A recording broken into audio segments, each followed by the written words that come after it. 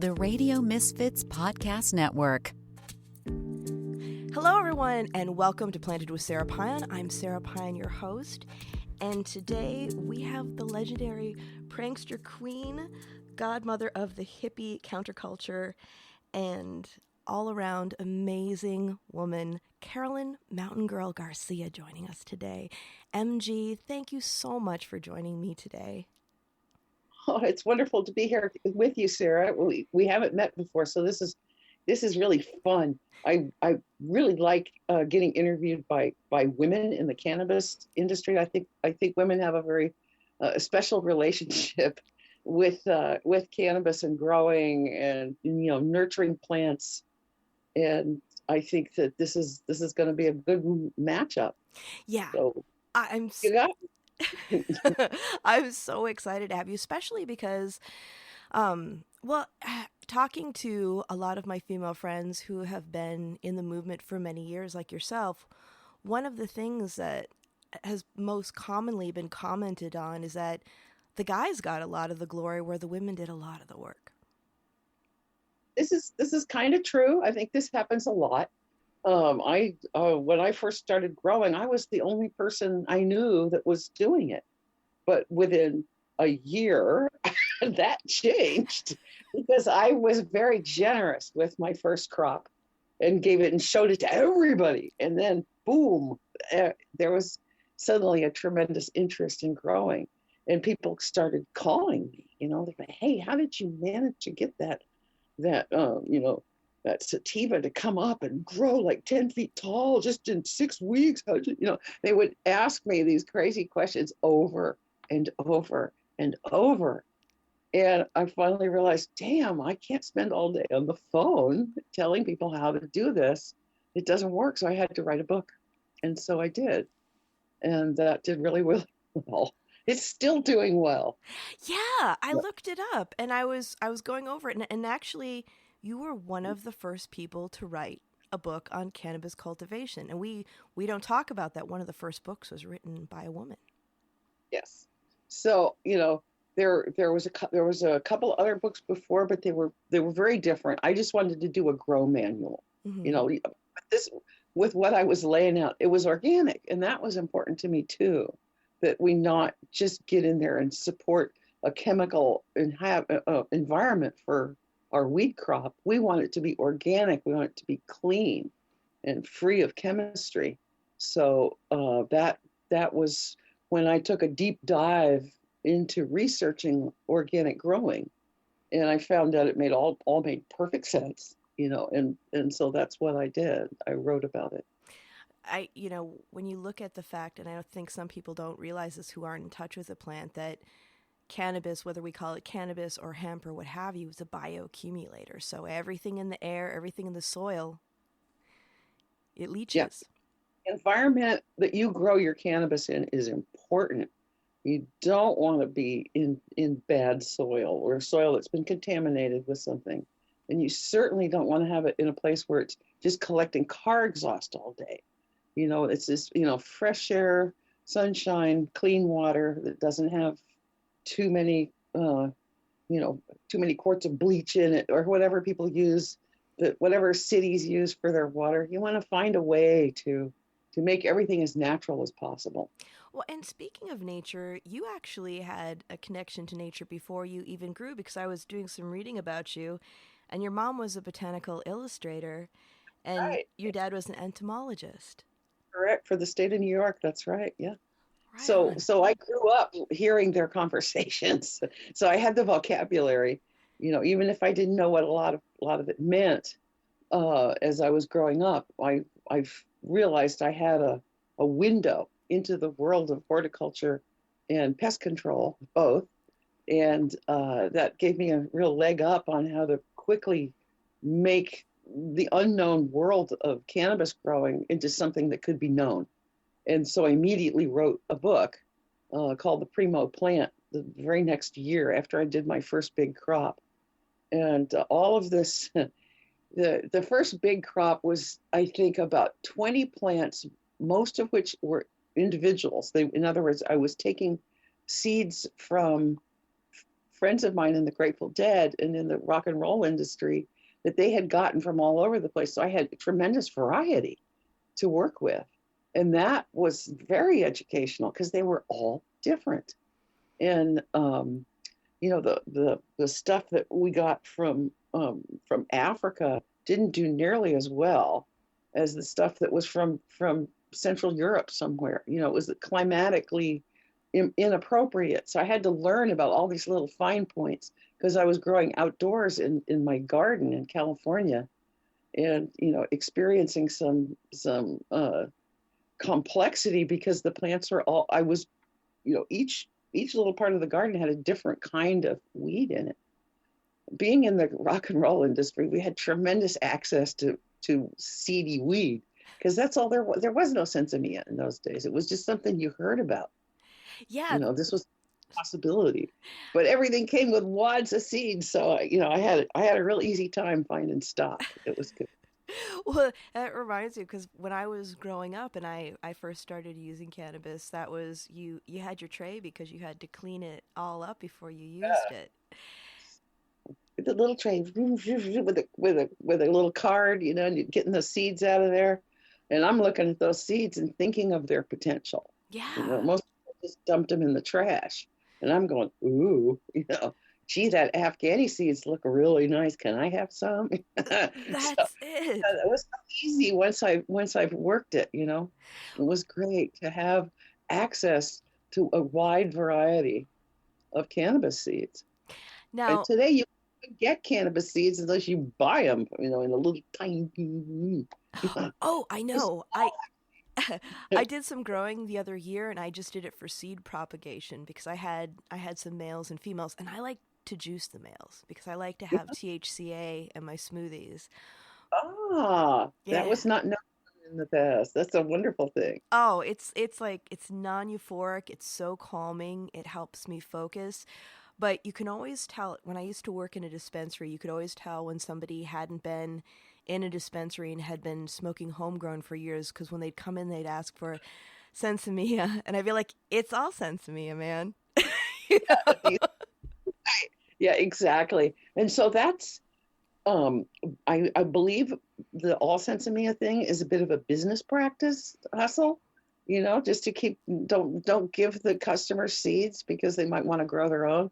And so, gee, folks, I don't know how to fix that for you, but it's really fun to grow your own. And incredibly therapeutic. When I talk to people about, because I do policy throughout the nation, and when there are states that don't allow home cultivation, my argument always is, well, you can grow your own tomatoes at home, but how many people are actually doing that? Yeah, I am right now. Tomatoes, they're outside. But it's just, once you learn how to grow weed, you can really pretty much grow anything. You've been introduced to the world of plants, and our attention to cannabis as we're growing it teaches you so much about what plants want. The time that you walk outside and you look at your plant, all the leaves are hanging straight down because you forgot to water them 2 days ago. And each of these things is a lesson in maintenance and habituation to a routine, and we become much better owners of plants through that training. So cannabis is a really good way to learn how to grow plants. And I'm big on squash these days. I think squash is amazing.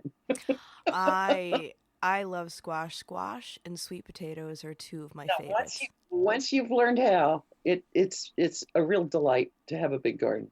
Yeah, and there's nothing like going into a grow. I try to explain to people who, especially if they've been caught up with the stigma of the past, and I'm like, just walk in a cannabis garden and you'll feel so differently about the plant. Yeah. And the ability to grow outdoors is a very sacred thing. Mm-hmm. I mean, because so much of our commercial weed is grown indoors in very strict conditions, and so it's very clean. It's a very, very good product, and yet I would rather be walking around outside, smelling the leaves and stuff. So I still do dabble, frankly. I yeah, I agree. It's like when you do the indoor grows, you have these very pristine, beautiful buds, but it's like a couple years ago I had Phil Couture on the podcast, and do you know Phil? Sure, yeah. How could I not? Right? Well, and we were having a great conversation about, because alongside his grapes, Yes, he grows weed, and we were talking about appellations and terroir and how all of that is not just about grapes, it's also cannabis benefits from that as well. yes. So and it's and the whole learning process of growing a very fast growing plant like cannabis, where you don't want to make a major mistake and give it the wrong fertilizer, over watering, all of these things. It's everything in moderation. And it seems to work really well. It is a weed, so it's not hard to grow. It's darned easy to grow. But, I feel like so many people have never experienced growing anything outdoors, because half of our population lives in a city and they wouldn't do that. So, I always was wanting to have a place in the country where I could feel relatively safe. And it seems like the safety issue here in Oregon is pretty much taken care of. I think we're good. But um, other places, it's so good to be able to go outside and visit your plants in the sunlight. And I know that early on, farmer friends of mine had a ritual. They would have a hot tub out there in the garden, and so it was encouraged that you go out there and take your clothes off and wander around amongst the plants and go back and forth to the hot tub. So that was that was one of the fun things. Oh, that's awesome. That brings to mind like when in Japan where they do forest bathing, where you go into the forest. Yes, same concept. Yeah, just be around them with nothing between you, just air and sunlight. So yes, we have a tendency to romanticize our marijuana patch, but go right ahead. It is kind of romantic. Yeah, yeah, it is. Well, and I think for people who live in cities, I mean, we only know what we know, right? Um, Yes. I moved here almost 30 years ago, but I'm originally from the Upper Peninsula of Michigan, where it's basically a gigantic state park with like a college town and a couple of little towns in there. I had the privilege of being able to drive like 5 minutes and be in the middle of nowhere. So when I moved to San Francisco, which I came to visit, I fell in love with the city, just the area and the people. My mom asked me, why do you want to move to a busy city where it's so expensive? And I said, because for the first time, I felt like I belonged and there was nothing, there's no way I could be weird in the Bay Huh? because there's always someone weirder next to me. But, Oh yeah. but the one thing that got me was I didn't realize how much I was used to that environment, like the quality of the air and the ability to go somewhere and be alone and being around plants. My first year in San Francisco, I was easily overstimulated. As much as I loved it, there were times where I had to kind of retreat. Huh?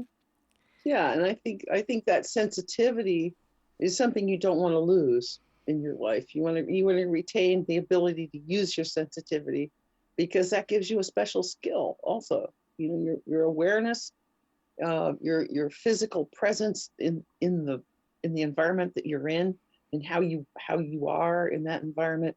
This is stuff that you can walk right through that stuff and never think about it. But I think as a person who's involved with plants, sometimes it's good to think about where your feet are and where your roots are and what's going on. Why is the sun behind that building? You know, it's environmental awareness of your personal environments right around you. Yeah. I think growing a big garden, you get that. Now, when you came from New York to the Bay, and understandably, the Bay was a very different place then. Definitely more of a city, but it wasn't like it is now. How did that feel for you? Oh man, I felt liberated. I had a ball. I mean, I came to Palo Alto. My brother was doing graduate work at Stanford, and and I was getting kicked out of school, out of high school, and getting in a lot of trouble. You know, this was pre-campus. This is my nick. But so he rescued me from a certain disaster with my parents really getting tired of my shenanigans, and he took me out. He was doing graduate work at Stanford, and he and his wife put me in their car and drove me out to California and said, "Okay, go get a job." So that was how I got to California, and it was a good thing. You know, California is a very different state from upstate New York. Where I grew up was very Republican, and you know, it just didn't seem to be progressing very much. But California always felt like it was in progress. You know, everything was happening, it's all happening. And so that was a very different vibe. I appreciated it. And I got a job at Stanford working in the chemistry lab, and so as a tech. That had its issues as well. but, but the parties that they had, the chemistry students that were from all over the world at Stanford, uh, they were a blast. It was just a wonderful at night, you know, and all the faculty had gone home. There was a 24-hour a day party going on well, I should say all night long party going on in the chemistry lab upstairs. And so I got to meet people from all over the world. Wow. Who were into organic chemistry, and that was some conversation. You know, I couldn't keep up, but at least I got to hear it. Yeah. Yeah, so very interesting environment to fall into. It's I just love being placed in a room with a bunch of brilliant, interesting people. Yes, people, and you're it's like feeding the brain. You know, it's a very rich diet of words. You have to be able to listen carefully. But I enjoyed it a lot, and I made some really good friends there. And then, you know, it seemed like I wasn't going to be able to make a living as an organic chemist. None of that. It really happened. But I could see where weed might help me with that. Well, Yes. So. going back to weed, did you try it for the first time in New York, or was it when you came to the Bay? Yeah, I hadn't even heard of cannabis in upstate New York. To me, it was unknown, and nobody. It wasn't until about oh maybe 9 months later, after I got to California, that I first encountered it. So, and that was you know, I realized right away, oh, this is going to be a lifetime relationship, because it improved me. You know, there was parts of myself that were kind of ragged around the edges, and I could feel how cannabis could smooth off some of my anxiety and actually made me a better person, I thought. I still think so. Yeah. And, Well, it's interesting that you say that, because I know, like, when I first tried it, and I was a precocious kid that drove my parents nuts. And and for our listeners out there, my first time using it, I was far too young. I was 13. But I also found out that I had anxiety that was underlying, that I was just used to living with. And that made a huge difference in beginning my awareness as a young woman about how I was feeling, and how I processed information in our environment. And when I've worked with individuals who may not have had exposure to cannabis before, that's something that I hear back a lot, is when I'll mention to them, this could help you with your anxiety if you have any, like, oh, I don't have any anxiety. And then they come back and they're like, I tried it and I realized that I do. And it helped. And I didn't know what it felt like to be calm. I think that's a very good observation. I think that calmness, I mean, not all weed, let's just say it right out there, does that for Truth. you. Some does the opposite. Yep. But you get to choose. You get to choose what your preference is, because there's so many different varieties now that are available. But just getting a good relationship going with the plant, I think, also has a very soothing uh, it feels good. It feels good to get next to your 10 or 12 plants, somewhere, and there's that wonderful show on TV about, about crazy people growing pot. But and just the whole thing of talking to your plants. Of course, we do this. You naturally stand out in the garden and talk to your plants. And my offspring had problems with that. They thought I was pretty batty, but no, they don't talk back. So that was good. But I felt empowered, to go forward with discussing cannabis with friends and teaching, and then putting out, good information, which Mm-hmm. seemed vital to me. The first couple of grow books that I encountered, I won't mention them. I didn't think they were particularly well done, and so I did my own. And it's just an organic method, very simple. Just go straight from growing cannabis organically. You can grow broccoli, carrots, tomatoes, squash, whatever. It's all going to grow great with that program. So, and discovering organics, what is organic gardening exactly? And what can it do for your land? If you've got a piece of land and you take care of it in an organic way, it's going to improve. It's going to improve tremendously over several years. And all of this, effort just makes things better. Yeah, yeah, absolutely. And I love the holistic way that you're talking about it. And I think, and I'm going to preface this with, there are lots of lovely, thoughtful males in the world too. And and what I found was, like, when I first started working in cannabis in the 215 days, there were a lot more women involved in really creating thoughtful education and products and beautiful flowers. And there were also some men doing that too. I'm not going to say that there weren't. But when we started to get definitely more male oriented in the industry, I felt like along with the hubris came the lack of care.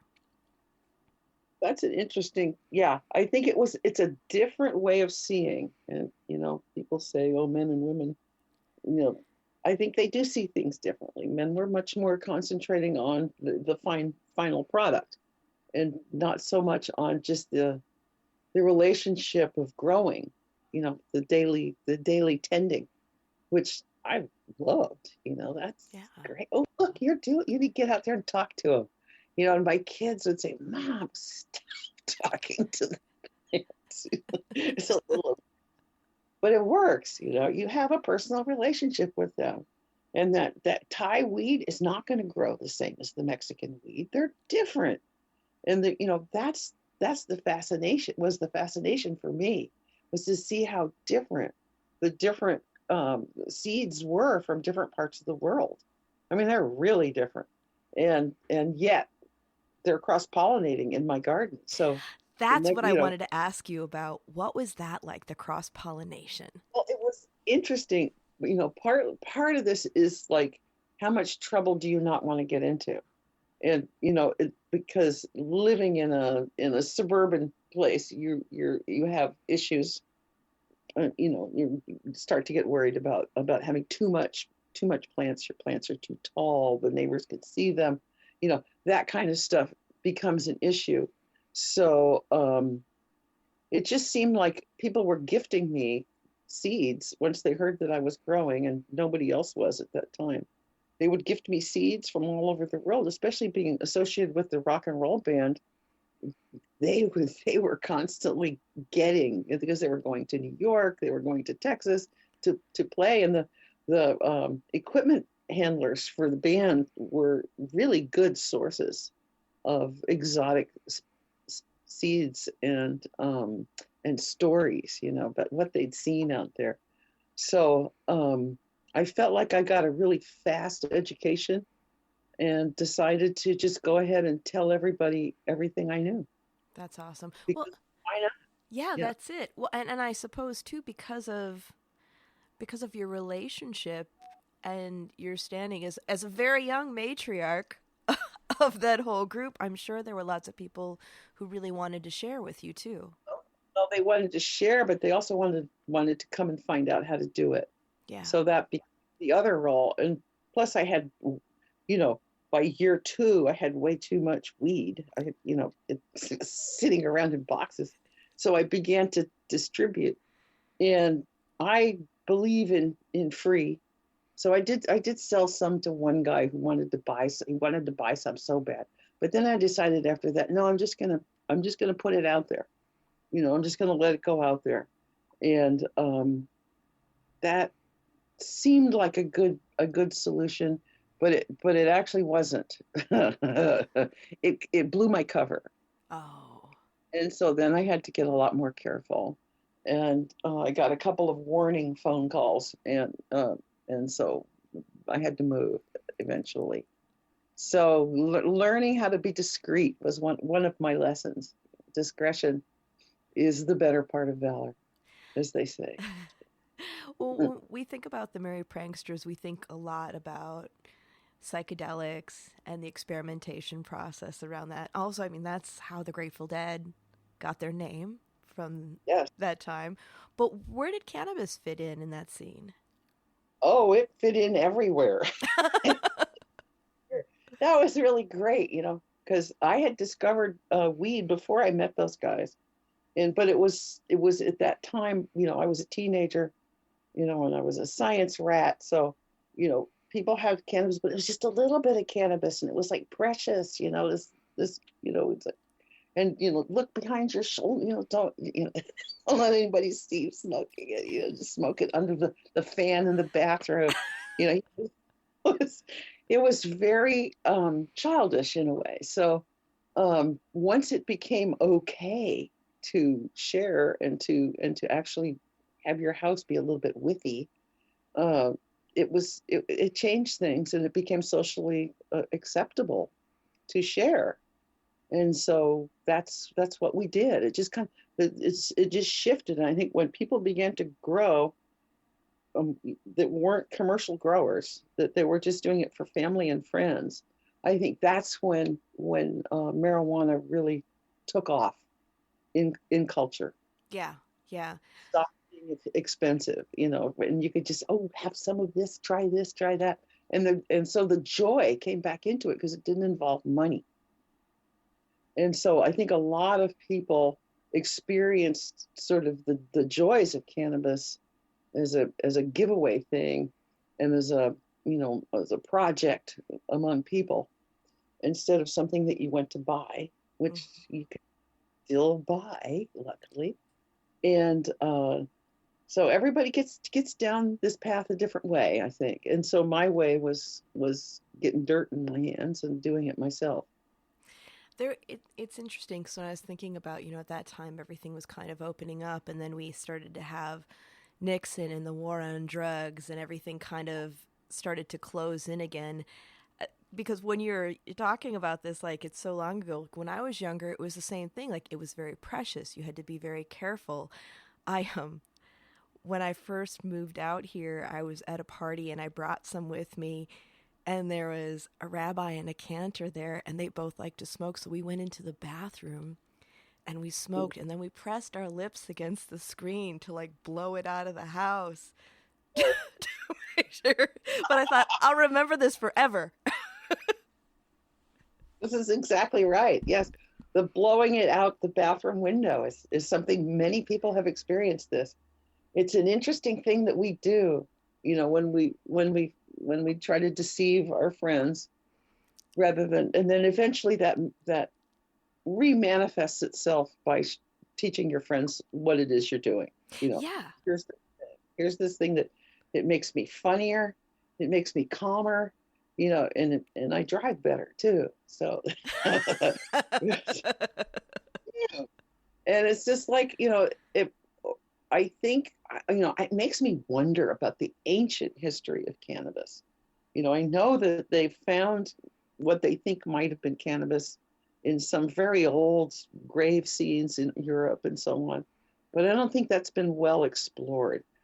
For heaven, I know they used it for twine, because it has such a fabulous fiber, and that was probably a really easy way. But I imagine They used it for everything, because it's so easy to grow. Yeah. That's it. When I teach my classes, I always talk about how, you know, we think that it originated from a part in Central Asia, but because, like you said, it's a weed, it's really Yeah, hard to show where it naturally was going or where it hitched a ride. right. Plus, the fiber content, for cannabis was making rope. That's what they made rope out of. And so that big stem, that we've now trained to not have so much fiber in it, but to get busy and make cannabinoids, uh, it isn't the issue anymore. These huge, tall, 12-foot tall plants that you cut down and turn into rope, which was an essential part of our millennial culture 1,000 years ago. They did everything with really good solid cannabis rope, and we've kind of forgotten about that role. That was what was going on. And so obviously, if they were growing enough cannabis to make big ropes out of, they had plenty for a lot of other things too. They had oil, they had stuff to feed the cows, or however it was being used, it was all being used. So as an ancient partner with the human race, I think it had a lot to do with our mental and physical development and our success as a species. Yeah, yeah, absolutely. And I think, some people don't realize, well, I think some people who may have taken more than they needed realizes, but that it is psychoactive. Yes.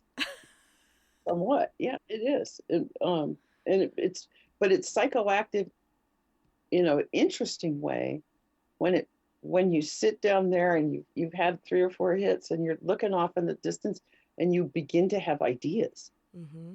because it does promote ideas, especially if in people I think that haven't done a lot of cannabis before. It it it it stimulates the brain in some interesting new ways. Yeah. So I think that's a really important part of how our culture has evolved. I don't think it evolved that much with alcohol, frankly. You know, no, it, alcohol doesn't teach you much, but I think cannabis can. Yeah. I see alcohol as more of a vehicle for things like tinctures, Hmm. like Yeah, a tool to access other things. yeah, it's a very utilitarian. That's right, in the utilitarian realm. But just to change your consciousness, alcohol is very effective at that, but it isn't necessarily going to be your best friend. Mm-mm. No, a lot of us can say we're not our best selves when we overindulge in alcohol. I removed myself from that culture right away as a teenager, and because it didn't seem to be going anywhere for me. Whereas cannabis always had some kind of direction that would take you, long chain thoughts, which I really enjoyed, Yeah. speculation about all sorts of things. I think if we really listen to our bodies, I think that that's a common theme because from time to time, I still enjoy a glass of wine, but in my late 30s, I had colon cancer, which is what got me into the medicinal use of cannabis. And though my doctor didn't say, Sarah, you can't drink, when you're going through something like that and you're getting more in tune with your body and you're listening to it, your body doesn't want that.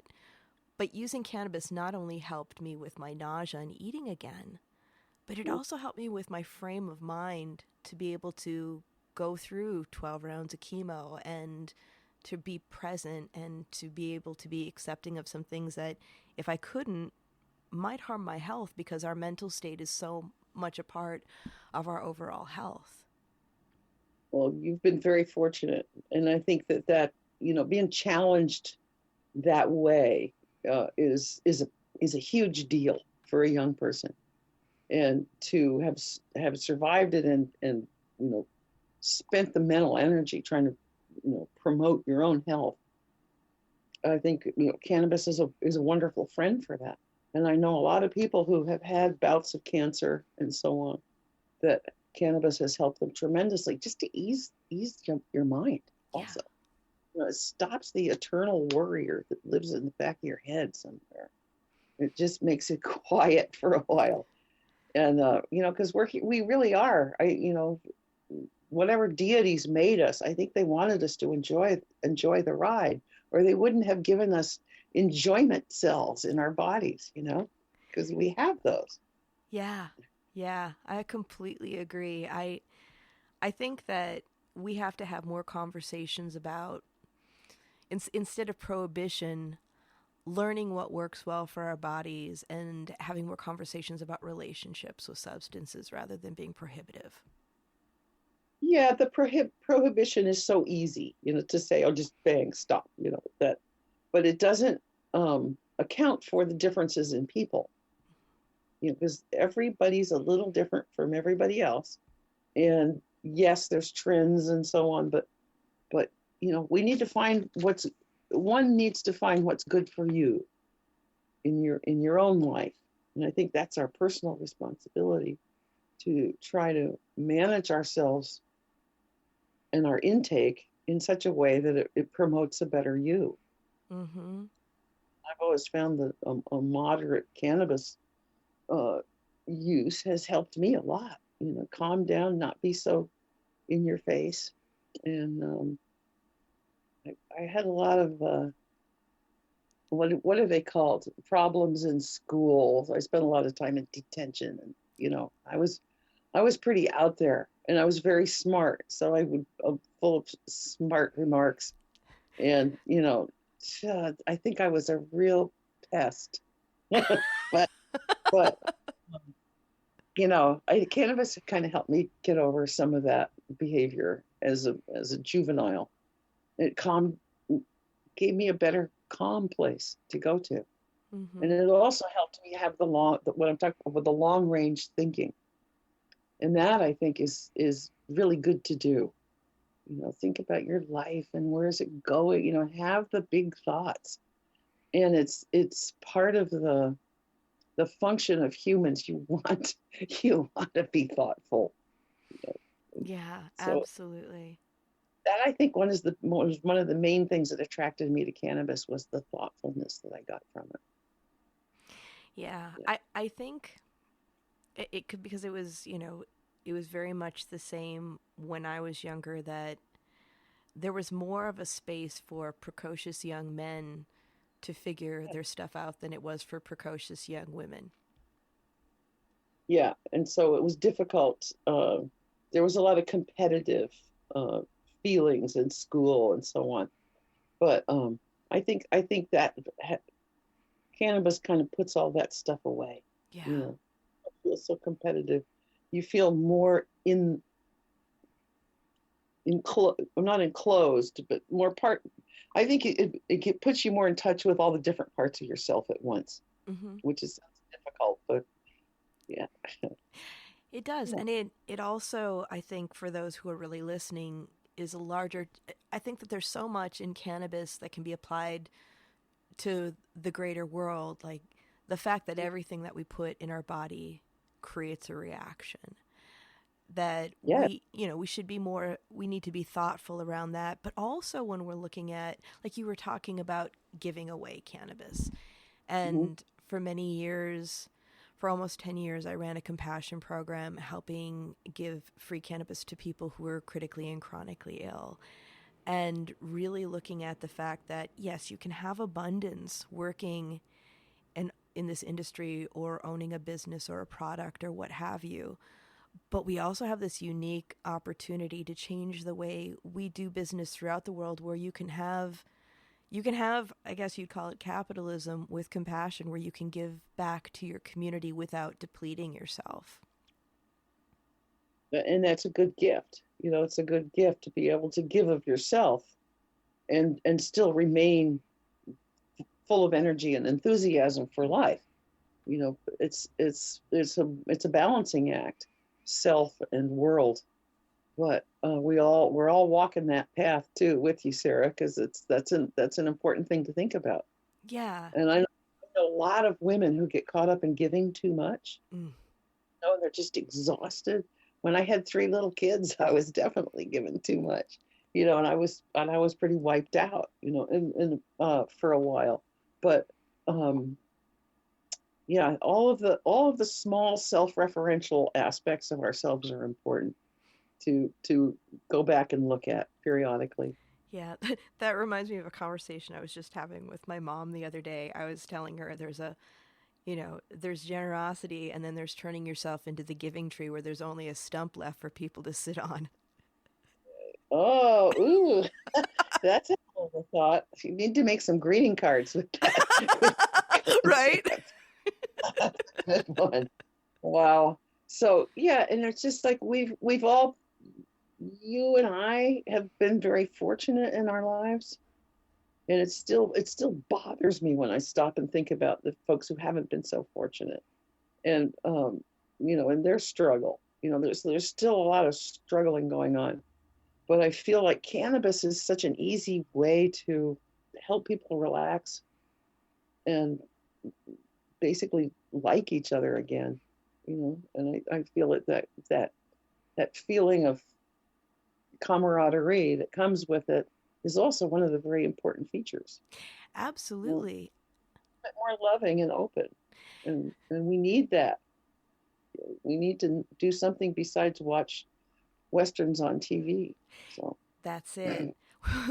Well, and I also think it's a good call for critical thought because when I teach my classes, I always tell people, we have our endocannabinoid system where we create our own endogenous cannabinoids, yes, and not everybody can tolerate phytocannabinoids, but most of us can. But for those that can't, it's really important to say that's okay because, as human so beings, we tend to talk about if something doesn't work well for us, throw it out. It's not good for anybody else. yeah, that's it, and that is true. There's all kinds of humans, they're just, we have so many different tolerances and intolerances. So that is a very good point. And so each person has to decide these things for themselves up to a certain point. You and I assume we're not doctors, Right. but uh, I rarely have to ever go to the doctor. I think I take care of myself really good. I'm 77, and I've been farting around with this cannabis deal since I was in my early 20s, and I think that it's kept me. I'm more fun. I feel like I have more fun than regular people. I don't drink alcohol. I have a thing of I do not process alcohol well. It's a bummer actually, and most people don't really understand that the second glass of wine can really fling you to the ground if you're not a drinker. If you're that person, and I am. I think I come from a long line of teetotalers, actually, Canadian, non-drinking. They were good, nice dairy farmers and so on, but I just don't tolerate it. The body just goes crazy, and the brain just falls out of your head. So, you know, I like to stick with what I know works for me. Well, and talking about what works for you, you have your own CBD brand. Oh yeah, that was really. I'm really glad I did that. So yeah, Mountain Girls Botanica was born about 5 years ago, 6 years ago, with some friends of mine, and they are currently growing the CBD and sourcing the CBD from various growers locally, and so it's good stuff, and it comes in a little bottle. Oh look, I just happen to have one. Well, look at that. Yes. So it's called Mountain Girls Botanica, and it's 100% organic because that I insist upon that. I think that's absolutely vital. And basically it's CBD to help you function. It's functional CBD. Mm-hmm. Grease the wheels of your mind with a little CBD. Things will run better. Oh yeah. So so that's simple enough. Just go for the medicinal side. This is medicine of a sort. It's definitely calming and soothing to the body as well. So I think it's an important product. It doesn't get you high, but it makes you feel better. And because it's a CBD hemp-based product, people can actually order it throughout the nation. This is true, and I've I've even taken it through airports and had them look at it and say, "Oh, okay, it's CBD. That's fine." So that's good. It's good to know that you can travel with it. Yeah. Not illegal. And it is a known medicine, and it's a very helpful for anything, sprains, aches, headaches, a lot of things. And I hope people find it and use it, because it is a plant-based medicine, and it's very good for you. Well, and I love the fact that you have tinctures. A lot of people don't understand what they are unless you're somebody like the two of us who like to geek out on herbs. It's like tinctures have been around for a really long time, but there's a versatility to that because yeah, you can use it as a sublingual. You can add it to food and beverages, but you can also do things like using it topically or adding it to Epsom salts for a bath. There's so much you can do with tinctures that people don't realize. Yeah, and so ours is it's an oil based, but that's for the CBD. But the alcohol based stuff is got a whole nother range of uses, and that's another discussion. I haven't really thought about this in a while, about how different those two things are, but they are, and they both um, are absorbed by the body at different rates. So it's just something that people need to discover for themselves, I think.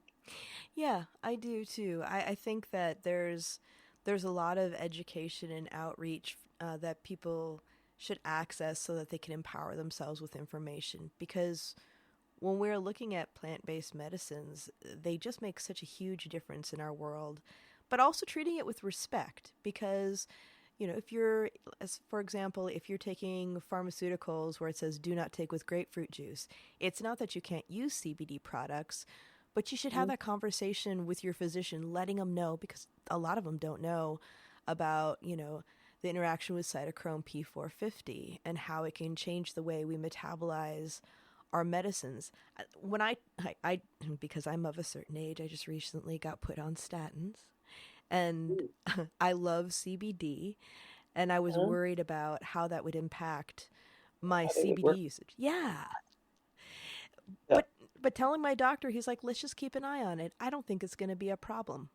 But yeah. having the conversation with your doc is super important. It's good that your doc was able to approach that question. That you actually knew something about it.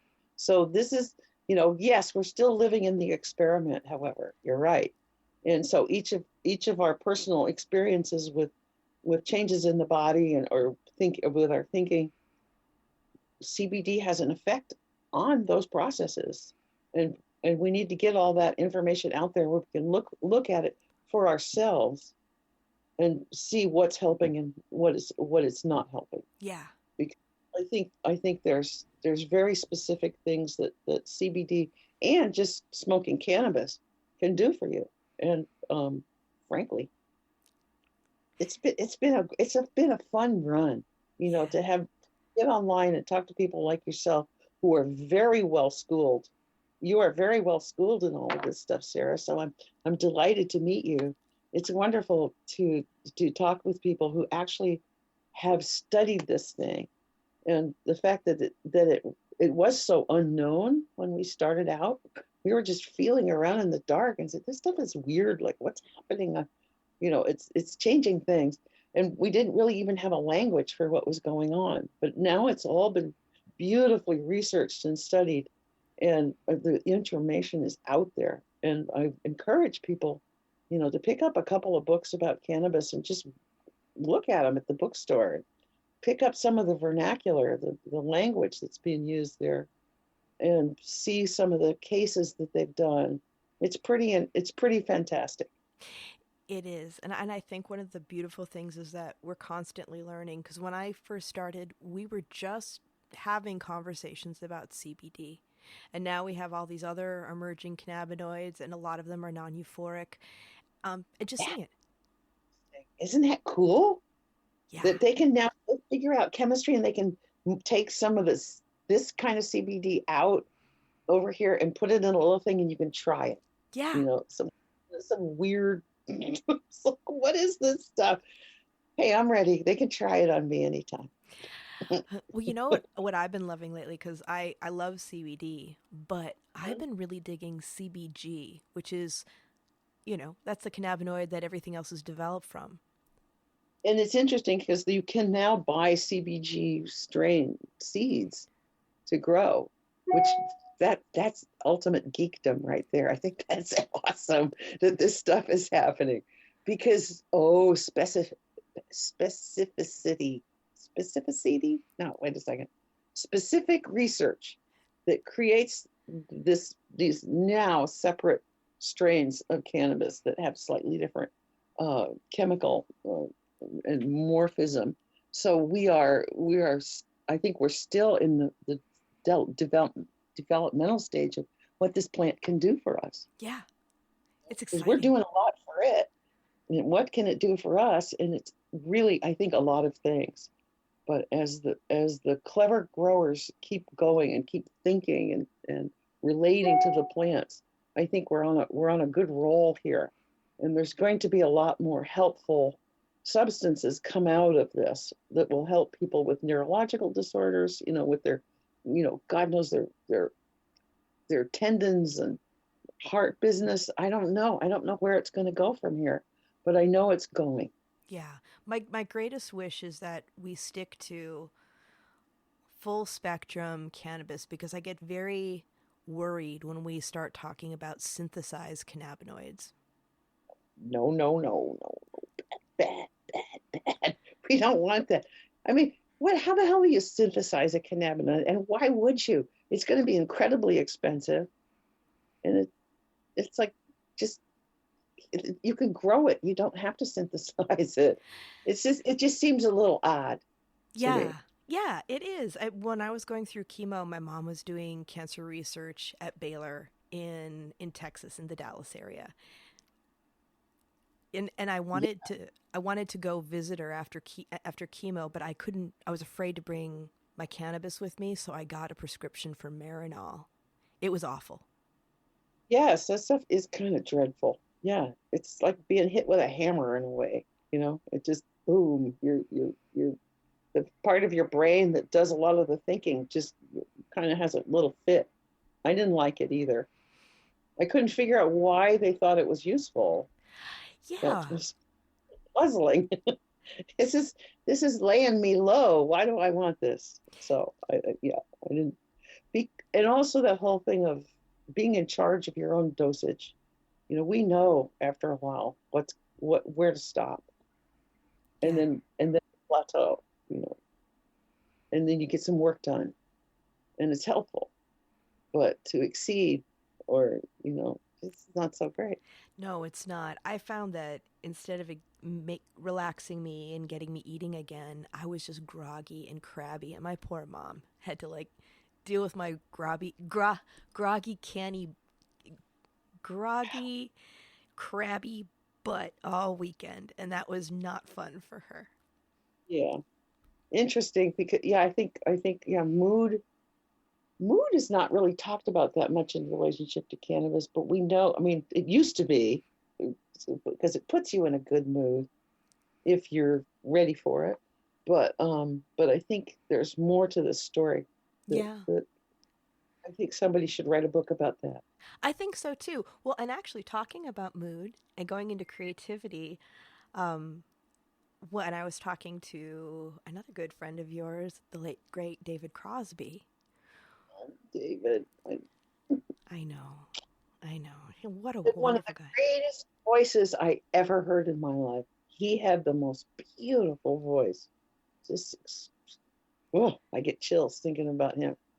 Jerry Jerry Garcia adored David Crosby. They were like this when they got together, and he used to come up to our house once in a while and hang out for a weekend. And they'd play together, and but most of it, a lot of it had to do with smoking weed and playing guitar and trying to work on some songs. And so, um, yeah, he was a fountain of improvisational intelligence, I thought.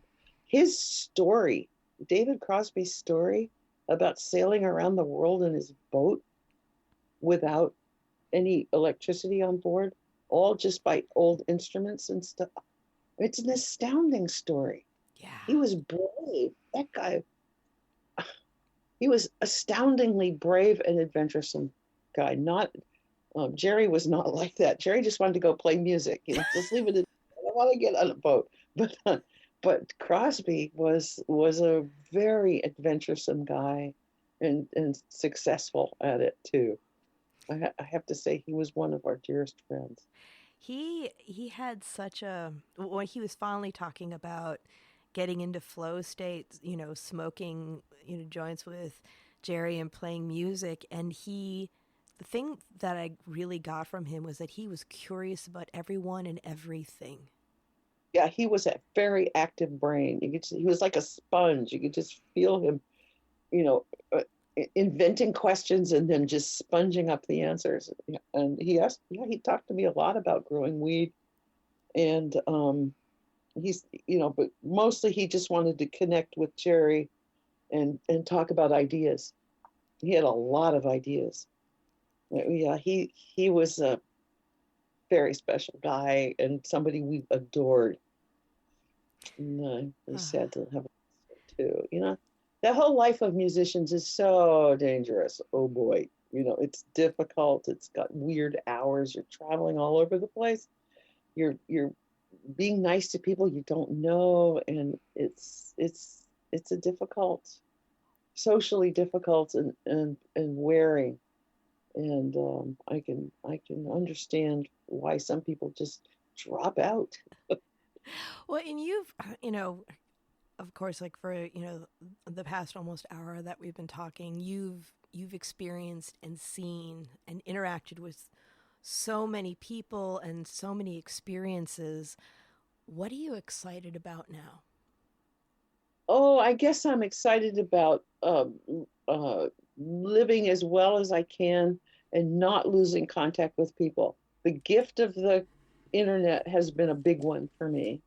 Our connections to people have a tendency to want to fade out when you're somewhere and everybody and all your friends are somewhere else. But we have all this connectivity now, and we have to remember to use it. And that's the other piece about getting older, is that you still have all your facilities, but sometimes you just kind of forget about calling your friends. So it is a wonderful thing that we have all this connectivity. Please remember to use it, because it makes you a better person and a smarter person and a better informed person. Yeah, absolutely. And speaking of connectivity, if people want to follow you, see what you're doing, follow your brand, how do they do that? It's a little difficult because I'm talking through what I know to be true, but maybe not so much about me. I've gotten a little bit more isolated as I've gotten older, and I feel like I have less to share with the general public. It just doesn't occur to me in the way it used to. But I know I'm part of the world. And I'm 77. It's like, wow, now what? What's the next adventure? And I don't know what that is yet. I don't really know. So I'm kind of waiting for inspiration to strike. I mean, I don't really want to write no romance novels. Wouldn't do, but but I want to stay in the game. I want to stay in the game of life, as for as long as I can, because it's so interesting. Everything around us, and we have access to everything. I mean, how many channels of television are there? When you start digging around out there, it's like thousands. And and yet and yet, I think using your body to get you from point A to point B is ever more important as you get older. Don't just sit around. Keep moving is the other thing that's really, really important. You got to keep moving. And that is, and moving, breathing, talking. These human things are more and more important as you get older. Yeah, they are. And I think the past 3 years has really proven that because people who haven't been able to get out as much as they'd like to.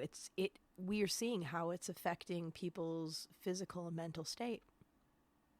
Yeah, COVID has been a slapdown for sure. And, you know, you can watch basketball on TV all you want, but you really should get out and play some. I like that. I like that a lot. That's true. We all grew up, shooting hoops out in the yard, and it is one of the better forms of just getting around and bumping into people and playing with balls. I think this is a natural thing for people. And as we get older, we do less and less and less of that kind of stuff. And yet we need to still have games and fun and keep moving. Yeah. Yeah. Those are really wise words, because especially in this day and age where we're inundated with all sorts of messaging and technology and social media, we lose touch with that. It is crazy how much stuff visits us every day in the form of technology messaging. This is it's an amazing thing. Just having the computer on during the day sometimes seems like it's trying to suck the brains out of your head a little bit, But I think so. I turn mine off a lot these days. And I keep my books. Man, I love my books. Books are still something really important to me, because they don't involve electricity, and my presence sitting in front of a screen, which I think is not necessarily the most healthy thing to do. That we need to remember our health, and that we actually are breathing, walking, water drinking creatures. Which reminds me, excuse me. Oh yeah, I know. I've got mine here too. I had a couple years ago. I had I lost my phone for the first time ever. Mm-hmm. Yeah. And I was very nervous about it. And while I was waiting for a replacement, I had like 4 days without it. And I have to say, it was pretty nice. Oh, gotcha. Yeah, it doesn't bother you that much, does it, to be without it? No, it took down my anxiety. I wasn't doom scrolling on social media. That's right. And social media, I see people who devote their lives to social media, and it bothers me a little bit. Like, where's the payback for that? Is it emotional? Is it, people are paying attention to me? Well, fine, but you're a million miles away from those people. So it's the unreality universe these days. It's real, but it's not present. So I think our physically and mentally, humans weren't really created for AI or long distance television programming and all this stuff. We're having to adapt. We love it, of course, but because it's so convenient. But it's not the same as reaching out and putting your arm around your friend. No, it's not. Sometimes there are genuine connections to be made, but a lot of times there's a very strange disassociation. Like when I go to conferences and I'll see people that I'm connected to on social media, and I've made comments on their conversations, and you feel like, yeah, I don't know you in real life, but we've talked and I want to continue that conversation in real life. And sometimes people are very open and generous, and they're like, yeah, oh, totally, we talked about da da da da. But other times you just get that blank stare, like deer caught in the headlights. And I want to ask, so what's your intention? Like, is it about making general connections, like good connections with people, or are you just trying to beat the algorithm? Oh, wow. There's some computer talk right there, folks. The algorithm. Remind me what an algorithm is. That is a mathematical formula of some sort. It is. And in social media, it's that special combination of activities that you do to like bring your content to like rise like cream to the top of everything, so you get the most attention. That would be nice. That would be nice if we could think in those terms. But I don't want to. I just want to have humor be the pathway. Our good feelings for each other, and our sensitivity to what information we can pass back and forth and have a good relationship seems better than algorithms. Absolutely. I don't know how to process an algorithm. I'm sorry. I flunked algebra. Hey, I had to I had to spend time being grounded on the weekends to get my algebra, because I was not interested in math until I had practical applications. Right, exactly. If it doesn't have a real world application, it's very difficult I don't know if this is why that is, because my eldest brother was a mathematician and got scholarships to great colleges and all this stuff. And I looked at the stuff he was working. I had absolutely no idea what was going on there. And he would run me through it and show me his homework, like, and I'm going like, why? But it was okay. He earned a good living. He worked at various tech outfits, and I think that the whole issue of having to make a living in our society as a young person is so fraught and kind of difficult that I just didn't never want to do it. Didn't want to make a living. Yeah, I once told one of my nieces that I think the cruelest joke an adult can play on a child is asking them, "What are you going to be when you grow up?" instead of saying, "You're going to be a lot of things." Yeah, because we have to be. I have to be able to drive a car, to be able to cook food. There's a million things you have to be proficient at to live a decent life in our culture. And part of that is being able to talk to anybody and exchange information in a polite fashion and not attack each other. And I think that just the simple conversational ethics program is a really important thing for kids to learn, how to talk to other people. Yeah. And I don't think it really gets taught that clearly. And it took me a long time to learn how to talk about what was really going on in here, being honest and above board and actually expressing my curiosity instead of just being kind of in a, thinking but not sharing state. Yeah, kind of having to get out of your own way in a lot of ways. MG, I'm so glad that we had the chance to talk today, and I'm really looking forward to. I would love to have future conversations with you because I feel like we have a lot to talk about. Yes, this is true, Sara, and I'd love to meet you in reality, but it's okay to do the digital us. So thank you so much for coming to my house in your digital form. Oh yeah. And I think we're friends now. Isn't that great? Yeah. MG, that's wonderful. I've really treasured our conversation, and I am looking forward to seeing you in person because we do go to Oregon quite a bit, and we have other friends in Eugene as well. So I would love that. Forward to it. Thank I'm you. easy to find. I'm in the phone book even. Thank you so much. So nice to talk to you, Sara. So nice to talk to you. I think you have a great future ahead of you. Thank you so much. That means a lot coming from you. Good for you. Thank you, dear. Thank you. And everyone remember, Planted is twice a month. And if you like listening, please give us a review, share it with a friend, let us know what your favorite episodes are.